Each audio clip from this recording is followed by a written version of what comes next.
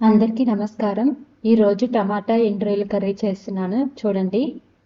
ఫస్ట్గా ఆయిల్ వేసుకుని మన రొయ్యల్ని చాలాసార్లు క్లీన్ చేసుకోవాలండి. ఎండు రొయ్యలు కదా, ఎండబెట్టేటప్పుడు దుమ్ము పడుతుంది. అందుకే ఎక్కువ సార్లు ఒక 5 సార్లైనా 6 సార్లైనా వాష్ చేసుకోవాలి. ఎంత వాష్ చేసుకున్నా దాని నుంచి ఇసుకొస్తుంది. ఏమీ లేకుండా మంచిగా క్లీన్ చేసుకోవాలి. క్లీన్ చేసుకున్న తర్వాత ఇది ఫ్రై చేసుకుంటున్నాను. ఆయిల్ వేసుకుని ఫ్రై చేసుకుంటున్నాను. చూసారు కదా, ఫ్రై అయిపోయింది. ఇలా ఫ్రై అయిపోయిన తర్వాత తీసేసుకుంటున్నాను రొయ్యల్ని.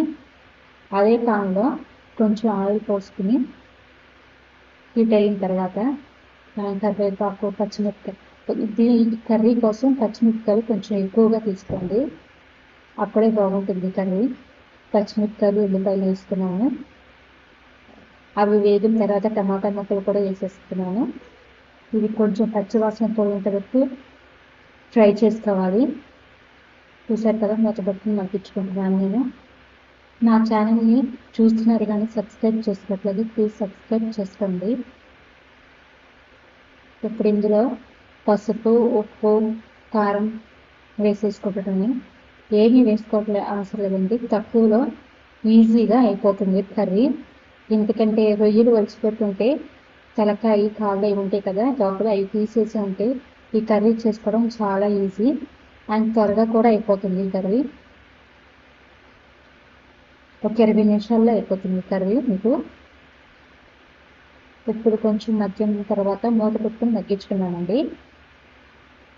కొంచెం మగ్గిన తర్వాత ఇప్పుడు ఎండు రొయ్యలు ఫ్రై చేసుకున్న ఎండు రొయ్యలు ఉన్నాయి కదా, అవి కూడా ఇందులో వేసేసుకుందాము.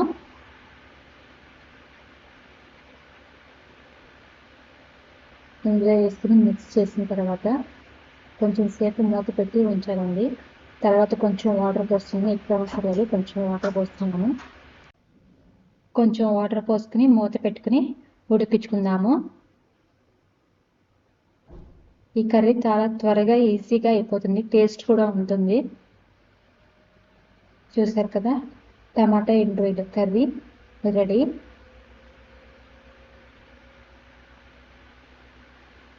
చూడడానికి కర్రీ తినడానికి కూడా చాలా బాగుంటుంది.